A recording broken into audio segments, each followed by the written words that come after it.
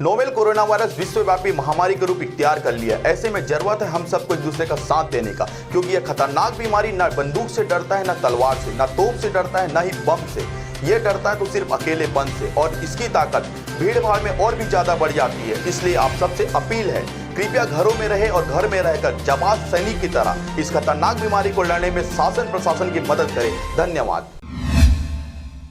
संगीत नगरी खैरागढ़ से कवर्धा मार्ग पर खैरागढ़ वन मंडल के डीएफओ राम अवतार दुबे की लग्जरी कार ने टिकरी पारा गंडई निवासी 25 वर्षीय युवक रोशन पिता संतोष निर्मलकर को टक्कर मारकर गंभीर रूप से घायल कर दिया। युवक दुर्घटनाग्रस्त होकर सड़क किनारे पड़ा हुआ था।